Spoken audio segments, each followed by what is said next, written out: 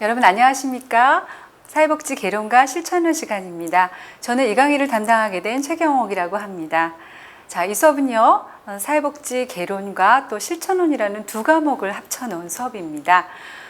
사회복지 개론이라고 하는 것은 보통 우리가 어느 시대나 또 어느 사회에나 어려운 사람은 있게 마련이고요.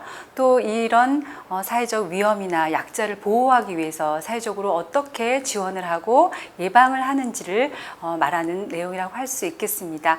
자, 이런 사회복지를 어려움을 당한 사람들한테 어떻게 전문적으로 실천하고 전달하느냐 해당되는 실천론이라는 두 부분을 같이 합쳐서 수업을 구성하게 되었습니다. 저는 여러분들한테 사회복지 개론 부분에서 어떻게 사회복지가 얘기되고 있고 또 어떤 방법으로 정책화되어 있고 또 법적으로 만들어져서 어떻게 실천되고 있는지에 대한 부분과 또 어려움을 당한 사람들이 누군가를 살펴봤을 때 주로 여성이나 노인, 장애인, 아동 이렇게 사회적 약자를 이야기할 수 있는 분야론, 그리고 이들을 어떤 방법으로 만날까, 개인인지 가족인지 집단인지 혹은 또 어떤 상담 과정을 통해서 이분들을 지원할지에 대한 실천, 이 세 가지 내용으로 구성해서 강의를 진행하도록 하겠습니다. 여러분들이 만나게 되는 분들도요, 아마도 이런 복지적인 욕구들을 많이 갖고 있는 분일 텐데요.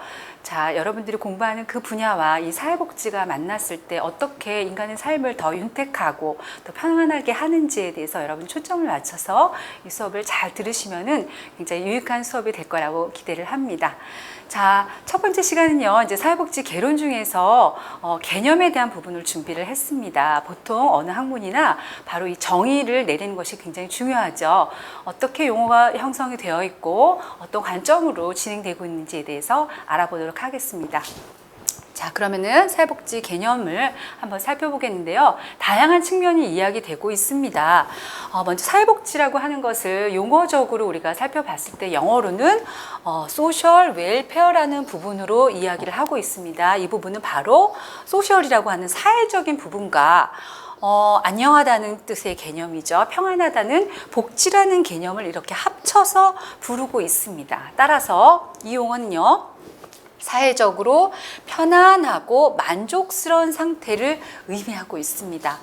자, 그런데 이제 시대에 따라서 혹은 사회, 문화, 경제적인 배경에 따라서 이 사회복지를 바라보고 있는 관점이 좀 차이가 있을 수가 있죠. 자, 그래서 사회적인 합의, 도출 및 제도 형성 과정이 굉장히 중요합니다. 그래서 똑같은 개념이라 하더라도 이것들을 어떻게 바라보는지가 다를 수밖에 없게 되는 거죠. 이 얘기는 결국엔요, 이 사회복지가 내포하고 있는 이념이 무엇인지, 이념적인 차원과 또 실제적인 차원을 동시에 갖고 있는 복합적인 용어라고 할 수 있겠습니다. 자, 복합적이고 역동적인 이 사회복지 개념을 우리가 살펴볼 텐데요. 또는 협소하게 살펴볼 수도 있고요. 또 크게도 살펴볼 수가 있게 되겠습니다. 조금 더 본격적으로 들어가면은요, 먼저 협의의 개념을 살펴보도록 하겠습니다. 사회복지의 대상 범주를 주로 어려운 사람이라고 정의를 내리고 있는 거죠. 빈곤계층, 아동, 노인, 장애인 등의 사회적 약자를 지칭합니다. 그리고 그들이 가장 어려워하는 부분이죠. 경제적인 지원, 여기 교육, 훈련, 재활, 치료 등의 서비스를 제공하는 것을 우리가 사회복지라고 한다라고 일부에서는 말을 하고 있습니다. 자, 또 반면에 광의의 개념으로 넓은 사회복지를 이야기하고 있는 학자들도 있습니다. 전체 사회 구성원이 대상이 되겠네요. 그러다 보니까 공공부조뿐만 아니라 다양한 사회복지 서비스도 있고요. 또 국민으로서 편안한 삶을 살고자 하는 데 있어서 필요한 소득의 영역, 건강, 주택, 또 교육, 고용, 문화생활 등 정말 생활 전반에 걸쳐서 이 삶의 질을 확보하는 이 부분을 바로 사회복지로 본다라고 하는 광의의 개념도 해당이 됩니다. 그래서 이 두 가지 개념이요, 지금 사회복지 분야뿐만 아니라 또 정책 위반자들이나 아니면 법을 제정하는 사람들이나 다양하게 이 단어를 지금 사용하고 있습니다. 자, 사회복지에 대한 이제 학자들의 정의를, 외국 학자들을 몇 가지 지금 두 학자를 제가 가져왔어요. 첫 번째 그 로만샤인 학자는요, 사회 개인과 사회 전체의 복지를 증진시키려고 하는 모든 형태의 사회적인 노력을 이야기하고 있습니다. 그래서 사회 문제를 치료하고 예방하는 거, 인적 자원을 개발하는 거, 인간 생활의 향상에 직접적인 관련을 갖는 모든 활동, 일체의 활동을 사회복지라고 본다라고 하고 있고요. 또 프레드 랜더하고 앱트라는 학자 같은 경우에는요, 사회 구성원의 복지와 사회 질서가 제대로 이 기능 수행을 할 수 있도록 조금 더 제도적인 부분이 포함이 됐어요. 그래서 이 사회적인 필요를 해결하기 위한 법이라든지 프로그램이라든지 서비스가 같이 합쳐진 일련의 하나의 체계 활동이다라고 정의를 하고 있습니다. 이것들은 이제 이론과 관련된 부분이니까 여러분들이 한번 읽고 넘어가시면 좋을 것 같습니다. 자, 그러면은 사회복지와 관련된 비슷하게 사용되고 있는 개념들을 한번 살펴보도록 하겠습니다. 사회복지 개념은요, 사회복지 대상이 굉장히 다양하고 또 그 기능도 여러 가지가 있고요. 이념도 이 안에 숨겨져 있는 게 너무나 다양하기 때문에 정말 그 국가마다 또 현실적인 상황마다 다르게 사용되고 있습니다. 그 정도로 굉장히 이게 이제 다양하게 지금 용어화되고 있는데요. 먼저 사회 서비스라는 걸 한번 살펴보도록 하겠습니다. 이 사회복지는 주로 이제 미국에서 사용되고 있는 개념이라고 하는데요. 이 안에서 유럽은 사회정책이라는 단어를 썼고요. 영국은 사회 서비스라고 이야기를 하고 있습니다. 그러니까 영국과 조금 가까운 단어라고 할 수 있겠죠. 사회 정책의 범주에는 보통 이제 소득이라든지 건강, 교육, 주택, 혹은 개별 사회 서비스, 교통, 이런 것들 다 포함하고 있는 것들을 이제 국가의 원칙이나 기조로 맞는 것들을 보통 이제 사회 정책이라고 이야기를 하고 있고요. 그러니까 유럽에서 사용되고 있는 것들은 조금 더 넓은 개념입니다. 그런데 그 중에서 영국은 사회 서비스라고 해서 5대 영역을 지금 설정했어요. 소득이라든지 건강, 교육, 주택, 또 개별 사회 서비스라 그래서 개인적인 서비스를 지원받고 있는 것들을 이 안에 포함시켰죠. 이런 영역에서 사회 서비스가 지금 또 비슷한 단어로 활용되고 있습니다. 자, 이 사회 서비스는 어떻게 인식되고 있냐면요. 국가가 책임을 지고 구성원들의 욕구에 대응하기 위한 방법이라고 지금 이야기를 하고 있습니다. 그러니까 정책이 개인으로 넘어가는 시점이라고 볼 수 있겠어요. 자, 우리나라에서 지금 사회보장기본법에 의하면요. 사회 서비스가 이렇게 정의가 되고 있습니다. 국가 및 지방자치단체 및 민간 부분, 민간 포함하고 있습니다, 여러분. 그러니까 세 영역이 지금 다 등장하고 있어요. 국가, 지방자치단체, 민간 부분도 마찬가지입니다. 여기에서 도움이 필요로 하는 모든 국민에게 복지, 보건, 제가 밑줄 좀 그을게요. 복지, 보건, 의료, 교육, 고용, 주거, 문화, 환경 등의 분야에서 인간다운 생활을 보장하기 위해서 이런 방법을 씁니다. 상담도 하고요, 재활도 하고요, 돌봄, 정보 제공, 관련 시설 이용, 역량 개발, 사회 참여 굉장히 많죠. 이 다양한 내용들을 통해서 국민의 삶의 질이 향상되도록 돕는, 지원하는 제도라고 정의를 내리고 있습니다. 굉장히 많은 내용이 이 안에 포함되고 있음을 여러분 볼 수 있을 겁니다. 자, 북유럽에서 사회 서비스는 지금 어떻게 되고 있냐고 봤을 때 국가의 사회복지 책임을 조금 더 광범위하게 지금 잡고 있고요. 사회 문제 예방과 어떤 보편적인 서비스, 그러니까 꼭 복지는 아니더라도 국민이 편안한 삶을 위해서 향상시키는 데 도움이 될 수 있는 다양한 영역들을 넣은 서비스라고 할 수 있겠습니다. 광의의 의미의 이런 사회복지 개념의 현실적인 모형이다라고 얘기하는 거죠. 광의가 뭐였습니까, 여러분? 모든 국민과 또 사회가 대상이 됩니다. 자, 역사적인 배경 같은 경우에는요, 산업혁명 당시에 어떤 대규모 이런 실업 문제를 해결하기 위해서 국가가 사회 안전망을 만들었거든요. 건강이나 실업이나 산재 보험이나 다양한 문제들을 예방하기 위해서 이렇게 서비스를 구축했는데 거기에서 이제 사회 서비스라는 단어가 만들어졌다고 합니다. 자, 두 번째는 사회보장이라는 용어로 한번 살펴보도록 하겠습니다. 이 사회보장이라는 용어는요, 미국에서 만들어졌습니다. 미국에 대공황이 있었던 그 시기에, 그러니까 미국의 1935년, 보통 한 39년 이 사이를 대공황이 있었던 시대라고 얘기를 하는데요. 이때 대통령이었던 루스벨트 대통령이 이제 국민들이 계속 실업 상태가 되고, 뭐 아이들을 버리게 되고, 또 아이들이 학교를 못 가게 되고, 이런 사회적 문제가 막 이슈가 되니까 국가가 이들의 삶을 돕기 위해서 뭔가를 해야 된다. 그래서 이제 백악관 회의를 주최하게 되고, 그때 만들게 된 게 소득계획보장안이었어요. 그래서 그게 의회에 상정이 돼서 법이 만들어졌거든요. 그게 바로 만들어진 게 사회보장법이라는 것이죠. 그래서 거기서부터 이 얘기가 이제 유래가 됐습니다. 사회보장법 안에는 이제 미국의 얘기긴 하지만 공적 연금이 있고요, 의료보험, 주정부 관장하는 실업보험이 있고, 또 공공부조, 사회복지 서비스 등이 이 안에 포함이 되어 있습니다. 우리도 거의 이런 형태로 지금 사회보장이 진행이 되고 있습니다. 자, 영국에서의 사회보장은요, 조금 협소한 의미로 소득보장을 이야기합니다. 일단은 그 영국의 역사적으로 봤을 때 베버리지라는 이제 그 학자이자 뭐 행정가가 보고서를 만들었어요. 베버리지 보고서라는 것들을 만들어서 그 안에 국민들이 가장 필요한 것이 무엇이냐라고 했을 때 첫 번째를 완전 고용의 영역을 넣었어요. 이제 그 다음에 건강이라는 부분도 있고 아동 수당이라는 부분도 있지만, 일단은 소득을 안정되게 유지시켜주게 국가가 뭔가를 하는 것, 이것을 바로 이제 국가의 가장 큰 역할로 봤거든요. 그렇기 때문에 사회보장이라고 하는 것은 영국에서 소득보장을 의미하는 뜻입니다. 여기 이제 베버리지 보고서에서 나왔던 이런 의미들이 있었고요. 또 ILO 같은 경우에도 이 안에 지금 소득보장을 무엇이라고 하는가 정의를 내리고 있습니다. 질병, 부상, 출산, 실업, 노령, 사망 등으로 인해서 소득이 끊겼을 때, 혹은 유지하기가 어려웠을 때, 감소됐을 때 사회 경제적 곤란에 대처하기 위해서 사회가 그 구성원들을 위해서 제공하여 주는 거예요. 근데 뭘 제공하느냐? 결국에는 소득이죠.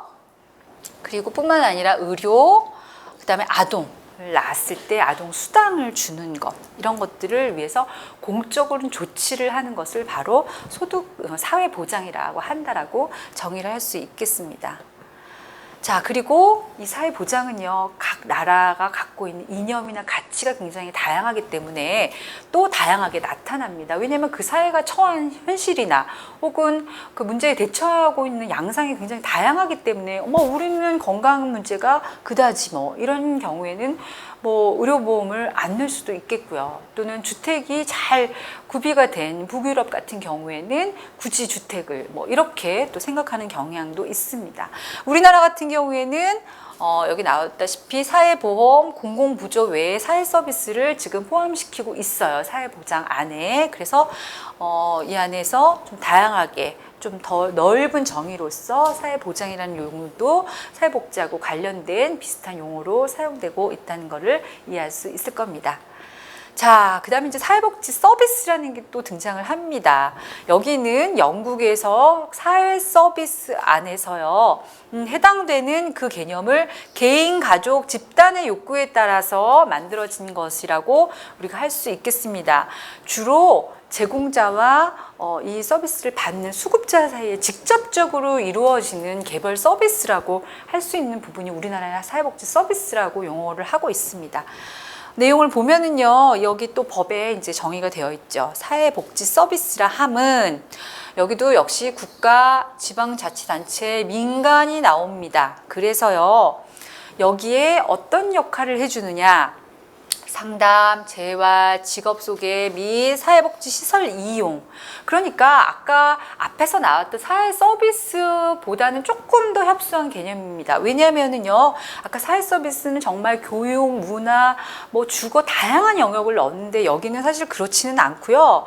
이렇게 직접적으로 사회복지 시설을 이용할 수 있는 이용자에게 초점을 맞춰서 조금 복지 서비스라고 그 단어를 또 만들어낸 것이죠. 자, 여기서 말하는 사회복지 사업은요, 이 법에 의해서 이제 대상이 좀 등장을 합니다. 여기 보면은 상담도 있고요. 불황인 노숙인 나오죠. 또는 직업보도, 무료 숙박, 지역사회복지, 의료, 재가, 사회복지관, 정신질환자 및 한센병 병력자, 사회복귀 사업, 또는 뭐 다양한 자원봉사 활동도 사회복지 어쨌든 사업법 안에 해당이 됩니다. 그래서 저는 여기에 해당되는 내용은 실천론과 또 분야론 해서 대상과 관련된 내용에서 여러분한테 또 전달을 할 예정입니다, 여러분. 어쨌든 우리가 이렇게 사회복지와 관련된 개념을 또 살펴볼 수 있고요. 또 사회복지 이제 서비스의 특성으로 봤을 때 어쨌든 우리가 사회보험하고는 좀 차이가 있습니다. 욕구에 따라서 다양하게 진행이 되는 거니까요. 그 다음에 개인의 적응력이나 회복 능력을 우리가 우선시해서 제공하는 것이고, 이게 대면 서비스예요. 직접 만나는 거죠. 자, 그 다음에 사회복지사가 주된 활동을 하는 영역이 바로 이제 사회복지 서비스의 영역이라는 것이죠. 비경제적인 보장은 당연합니다. 사회복지 영역은 어쨌든 비영리로 운영을 하고 있죠. 영리를 목적으로 지금 돈을 벌면서 하는 사람들은 사회복지를 할 수가 없습니다. 자, 일반 조세 재원과 민간 재원의 혼합으로 사용이 됩니다. 그러니까 국가에서 지원받는 지원금도 있고요. 민간 영역에서 후원금이라든지 기업의 기여금을 통해서 지원을 받게도 된다는 것이죠. 자, 그 다음에 이제 사회사업이라는 용어 여러분 옛날에 또 들어보셨을 겁니다. 예전에는 사회사업학과 이런 학과도 있었어요. 근데 지금 이제 사회복지학과로 이름은 다 바꿨는데요. 그래도 사회사업이라는 용어를 지금 사용하고 있는 영역도 있습니다. 우리나라에서 조금 혼동이 됐죠. 왜냐하면 처음에 소셜워크를 번역할 때 사회사업이라고 번역을 해서 그런 거예요. 그래서 자선사업하고 또 비슷한 용어로 사용을 하고 있어요. 기본적으로 이제 미국에서 사용하고 있는 단어예요. 개인, 가족, 지역사회가 사회적 기능을 원활하게 할 수 있도록 만든 단어인데, 사실은 이 용어를 딱 빼다가 다시 정리를 하면 사회복지적인 용어잖아요. 그래서 우리가 요즘에는 다 사회복지라고 사용을 하고 있죠. 전문적인 지식과 또 기술 기반 위에서 이루어지는 활동이라고 볼 수 있겠습니다. 자, 이게 이제 두 개를 지금 비교한 겁니다. 사회복지와 사회사업입니다. 이념 의미로 봤을 때는 사회복지는 훨씬 이념이에요. 나는 무엇이 옳다라고 본다라고 이념이나 가치가 숨어져 있다라면, 사회사업은 실천에 의미를 더 두고 있죠. 목적도 바람직한 사회의 목적이 있다 보면은 사회사업은 바람직한 인간, 개인에 지금 초점을 맞추고 있습니다. 대상도 보편적이에요. 제도니까 그래요. 사회사업 같은 경우에는 선별적이에요. 뽑아서 개별적으로 지원하는 거죠. 방법 같은 경우에는 제도와 정책으로 사회복지가 연결이 되지만은, 사회사업은 실천 지식과 기술이 등장을 하게 되고요. 특성은 사회복지 같은 경우에는 굉장히 예방적이에요. 사전적, 예방적, 적극적인 반면에 사회사업은 문제가 생기고 나서 나중에 사후적인 혹은 치료적인 지원을 하게 되니까 대처 방법이 조금 차이가 있죠. 그래서 이 두 가지를 여러분 비교하시면서 어떻게 용어가 이렇게 바뀌게 되었는지를 한번 이해하시면 좋을 것 같습니다. 자, 그 밖에도 자선사업이라는 얘기를 여러분 많이 들어보셨을 거예요. 이름 없는 기부자가 뭐 주민센터에 쌀을 놓고 가셨어요. 아니면 본인이 저금했던 뭐 저금통을 놓고 가셨어요. 이런 기사를 많이 봤는데요. 우리가 보통 그렇게 개인적인 금품을 주는 것, 그래서 누군가를 돕는 행위, 이런 것들을 우리가 자선사업이라고 보통 합니다. 뭐 친인척 간의 부조나 금품을 주는 것도 여기 이제 포함이 된다라고 하고요. 그래서 자선사업과 또 사회복지 뭐 이런 것들이 어떻게 또 개념 간의 차이가 있는지를 우리가 한번 도식화된 거로 한번 살펴보면은요, 사회복지 영역과 자선의 영역은 좀 다르다는 거예요. 사회복지는 분명하게 대상이 있고 문제 영역이 있는 반면에, 자선은 뭐 대상은 있을 수 있어도 이 영역은 조금 차이가 있습니다. 이들에게 내가 일방적으로 돕는 거고요. 사회복지 같은 경우에는 국민의 하나의 권리로서 우리가 보장을 하게 되는 영역이라고 여러분 이해하시면 좋을 것 같습니다. 자, 그 다음에 또 사회복지 안에서도 어때요? 위기나 문제에 대처하게 되는 사회보장이라는 영역이 있었어요. 다양한 사회보험들 있고요. 자, 또 여기에 사회복지 서비스라 그래서 이 보장하고 일부는 겹치지만 좀 또 다른 영역에 사회복지 시설이나 이런 서비스를 받을 수 있는 과정으로 사회복지 서비스의 영역이 있었습니다. 자, 그리고 이제 사회사업이라 그래서 사회복지하고도 비슷하지만 또 서비스하고 비슷하지만 그거보다는 약간 축소된 개념으로 이렇게 정의를 내리고 있습니다. 성민상 교수님이 이렇게 정리한 건데요. 이런 개념으로 우리가 사회복지가 사용되고 있다. 비슷하기도 하고 혹은 약간의 다른 차이가 있다는 거 여러분이 아시면서 이 부분 넘어가셨으면 좋을 것 같습니다. 자, 그러면 이번엔 사회복지 기준을 한번 살펴보도록 하겠습니다. 크게 두 가지 영역으로 볼 수 있는데요. 현대 산업사회 사회복지 활동이 어떠냐라는 부분과 그 활동 기준이 구체적인 적용 방법들이 무엇인지를 한번 보겠습니다. 지금 현재 어쨌든 우리가 공식적인 조직에 의해서 활동이 됩니다. 조직이 아니라 개인이 돕는 거는 뭐였죠, 여러분? 네, 자선사업이었습니다. 자, 그렇기 때문에 사회복지는 조직에서 제공하는 활동이고요. 사회적으로 승인된 목적과 방법으로 가야 됩니다. 그냥 조용히 가서 도시락 놓고 오는 것들은 사회복지 활동이라고 우리가 보지 않습니다. 그러다 사회적 책임감도 별로 없습니다. 지속적으로 주게 되는 사업들을 이야기하는 거죠. 자, 이윤 추구를 배제한 활동입니다. 제가 아까 비영리 활동이라고 말씀드렸죠. 또 인간의 욕구에 대한 통합적인 관심을 갖고 지원을 합니다. 그러니까 우리가 또 의식주를 중요하다고 보는데요. 옷만 잘 입어서도 안 돼요. 밥만 잘 먹어서도 안 돼요. 편안하고 정말 잘 생활할 수 있는 공간, 이 영역, 주거 영역 얼마나 중요합니까, 여러분? 이것이 다 완성이 되어야만 통합적으로 우리가 만족감을 느끼면서 살 수 있다는 거 아니겠습니까? 그런 측면에서 인간의 욕구를 통합적인 관점으로 반드시 봐야 된다는 게 바로 현대의 사회복지 활동의 기준이 되겠습니다. 또 인간의 소비 욕구에 대한 직접적인 관심을 가진 활동이라고 할 수 있겠습니다. 그냥 이분들한테 직접적으로 주고 그냥 당신만 혼자 만족하세요가 아니라 다양한 인간들이 갖고 있는 또 욕구 중에 하나가 활용하고 쓰고 이런 욕구잖아요. 그래서 이런 부분도 우리가 인정을 해야 되는 것이죠. 자, 사회복지 활동의 구체적인 이제 기준 적용한 걸 보면요. 기본적인 필요를 개별 배타적으로 해결해 줘야 돼요. 그러니까 똑같은 걸 줘서 다 나눠주는 건 아니죠. 옛날에는 시설보호라 그래서 아이들한테 티셔츠를 주면은 기업에서 이랜드 복지재단에서 티셔츠 주면 50명의 아이들이 똑같은 옷을 다 입고 있었어요. 그런데 아이들의 욕구가 다 다르잖아요. 개인적인 취향도 틀리고. 그래서 개별적으로 줘야 되는 게 맞고요. 사람들이 기본적 필요를 직접적으로 해결해 줘야 되는 겁니다. 만족스럽게 완전히 만족이 되지는 않겠지만요. 기본적 필요를 비시장적으로 해결하는 겁니다. 돈으로 직접 줘서 그것들을 경쟁에 붙이는 것이 아니죠. 기본적 필요를 공식적인 조직이나 제도를 통해서 돕고요. 또 비영리적인 영역에서 해결을 해줘야 되고요. 또 일방적인 이전 일수밖에 없습니다. 그러니까 기관이나 이런 데서 우리가 널 도왔으니까 당신도 우리를 돕는 이런 차원은 아닙니다. 기본적인 필요 가운데 소비적인 필요를 또 해결하기 위해서 지원을 하게 됩니다. 자, 그러면 이제 사회복지적인 관점을 한번 살펴보도록 하겠는데요. 여기에 해당되는 이 세 가지 이 단어가 아마 이제 정책이라든지 다양한 영역에서 제가 자주 사용하게 되는 단어일 겁니다, 여러분. 자녀적인 관점이라고 있습니다. 이게 자녀적이라고 하는 것은 남아있다라는 의미잖아요. 그러니까 개인의 욕구가 시정이나 가족을 통해서 충족되어야 된다는 가정 안에 실시되고 있는 이런 관점입니다. 자, 저절로 가족에서 이 문제를 해결해야 하는데 못하는 사람들이 있어요. 보세요. 고아, 부모가 없어요. 해결해 줄 대상이 없다는 거죠. 무위탁 노인, 경제활동을 할 수가 없어요. 그럴 경우에는 이 사람들한테는 뭔가를 다 줄 수밖에 없다는 거예요. 그래서 이 어려운 대상한테 제한적으로 사회복지가 작동을 해야 된다. 이 사람들한테는.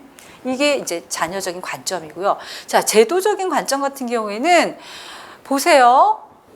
이런 사람들한테만 주는 것이 아니라 복잡하고 어려운 환경에 놓일 만한 현대 상황들, 이런 것들을 우리가 다 살펴봐서 만약에 노동력이 상실한 노인 계층이 있으면 국민연금을 통해서 우리가 제도적으로 다 도와주잖아요. 이들이 소득이 예전에 어땠는지, 집이 어땠는지 이런 거 이제 고려하지 않고 그동안에 일하면서 열심히 돈을 냈으면 나중에 노인이 돼서 받는 거, 이런 거를 제도적으로 만드는 거예요. 어떤 사람은 들고 어떤 사람은 안 들게 되면 나중에 위험 상황에 처했을 때 받을 수 있는 방법이 없잖아요. 그래서 이걸 하나로 법으로 만든다는 거죠. 자, 세 번째 이제 발달적인 관점입니다.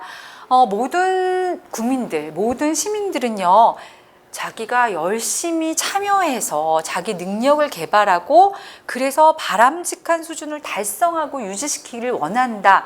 이런 전제를 깔고 있어요. 그렇기 때문에 여기에서 해당되는 재화나 서비스가 살다 보면은 당연히 필요할 수밖에 없다라는 거죠. 자, 그래서 사회복지 재정을 이런 사람들한테 미리 투자하는 거예요. 아동들한테 투자해놓고 여성들한테 투자하면은 이분들이 열심히 일하고 자기 잠재력을 개발해서 나중에 어때요? 자기 자본을 형성시키고 더 나아가서는 우리 사회의 구성원으로서 건강하게 활동을 할 수 있다라는 것이죠.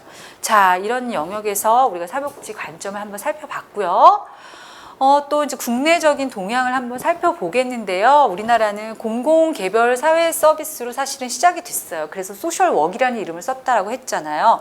자, 그런데 이제는 기초생활보장 제도 차원에서 보편적인 사업으로 넘어갑니다. 그래서 건강보험이라든지 국민연금이라든지 이런 차원에서 국가가 이제 제도적을 만들어서 모든 것들을 실시하려고 많이 노력을 하고 있고요.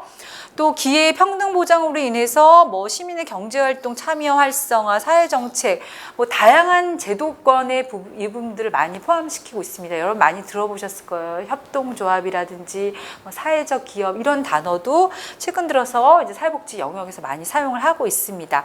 미래투자, 예방투자의 관점에서 아동과 또 아동의 보호자인 여성에 대한 저소득층 지원을 지금 강조하고 있죠. 그래서 아동에 대한 서비스는 점차 지금 보편주의적인 서비스로 진행을 국가에서 실시하려고 지금 하고 있죠.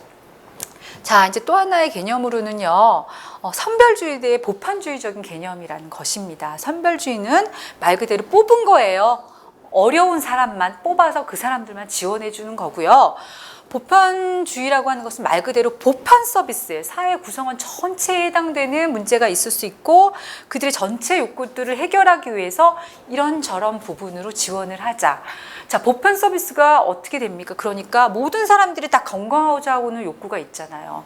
돈도 많이 벌고 싶어요. 그 다음에 어쨌든 주거가 안정돼 잘 살고 싶어요.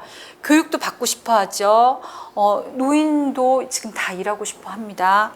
여가 활동 같은 경우에도 요즘에는 굉장히 이슈가 많이 되죠. 이제는 먹고 사는 문제는 거의 다 해결이 됐다. 자, 그러면 이제 삶의 질을 어떻게 완성시킬 것인가? 이런 부분까지 넘어간다는 겁니다. 자, 그래서 우리가 사회복지적인 관점을 또 이런 관점으로까지 볼 수 있게 되겠습니다. 자, 이제 마지막으로 사회복지학의 접근 방법과 정체성에 대해서 간략하게 좀 넘어가도록 하겠습니다. 사회사업은 보통 개인의 욕구 충족에 문제를 초점을 두고 있고요. 정책 같은 경우에는 제도 및 정책에 초점을 두고 있다는 것. 이거에 대한 배경은 이제 영국에서 시작이 됐고요. 또 자선조직협회나 인보관 운동을 통해서 활동을 하게 됐습니다. 이거는 이제 발달의 역사에서 제가 다시 한번 설명을 드리겠습니다. 자, 요 두 가지 여러분 이해하시면 되겠고요. 자, 미국 같은 경우에는 뭐 인종차별이나 또는 사회 환경적인 문제가 대두가 되면서 사회복지 영역에서 이런 것들도 지금 같이 포함시켜서 인간의 하나의 권리라든지 차별에 대항하는 어떤 평등권에 대한 부분도 지금 얘기가 되고 있습니다. 기본적으로 이제 사회복지학은요, 실천학문이라고 우리가 보통 얘기를 합니다. 그래서 어떤 그 책 같은 경우에는 사회복지는 과학 플러스 예술이다. 이런 설명도 여러분 한번 들어보셨을 겁니다. 왜냐하면은 인간의 욕구 결핍, 그러니까는 초점을 맞추는 것이 인간이에요. 자, 그러면은 인간의 심리라고 한다든지 아니면 이런 부분이라고 하는 것은 지극히 과학적으로 해결을 해야 되는 거죠. 자, 그러나 우리가 인간을 어떻게 과학적으로 접근하겠습니까? 아주 미묘한 그 사람의 욕구나 어떤 상황이나 이런 것들을 상담하고 지지해주고 또 관찰해주면서 지원을 해야 되는 거예요. 그러니까 예술적인 부분이 가미가 돼야 된다는 것이죠. 자, 여기에 플러스 지금 사회현상이라는 부분이 있습니다. 인간은요, 사회적인 동물입니다. 사회 환경과 제도와 뭐 정책이 변하게 되면 거기에 영향을 받게 되어 있어요. 이 영역도 역시 과학적으로 또 예술적으로 접근을 해야 된다는 것이죠. 자, 그래서 이 두 가지를 겸비해서 실천 응용 학문이라고 우리가 보통 이름하고 있다는 것이죠. 굉장히 디테일하게 사람을 다루되 그 환경과 정책이라는 부분도 같이 이해를 해야 된다는 것입니다. 자, 사회복지는 예전에는 자선사업이라고 잘못 알려져 있어서요. 봉사라든지 혹은 뭐 어떤 영역 같은 경우에는 그냥 희생과 봉사 뭐 이렇게 또 용어를 하기도 하는데요. 여러분, 전문적인 지식과 이론의 근거를 제공하는 영역입니다. 분명하게 사회복지사의 활동은 법적으로 지금 제시가 되어 있고요. 또 법적으로 자격증을 구비를 해야만 일을 할 수가 있는 것이죠. 자, 인간의 욕구 결핍과 사회 문제라는 사회 현상을 연구하는 영역입니다. 그래서 과학적이고 제가 아까 말씀드렸듯이 실천 기술이라는 예술적인 부분이 이중적으로 엮어져 있다라고 할 수 있겠고요. 자, 실천 지식에 기반한 실천 기술은 사회복지학의 정체성이라고 얘기할 수 있습니다. 저는 이제 앞부분에 대부분 개론과 관련된 이제 설명을 드려서 굉장히 조금 약간은 지루할 수도 있고 또 따분할 수도 있는 부분이 있겠는데요. 그래도 우리가 또 뒷부분으로 넘어갈수록 이 실천과 관련된 부분을 하다 보면은 조금 이제 재밌는 부분이 여러분들 이해가 되실 겁니다.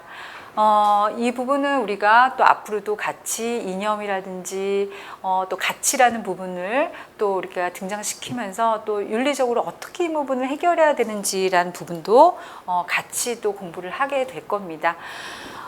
여러분들 이제 첫 시간이었는데 조금 길어졌죠, 이야기가.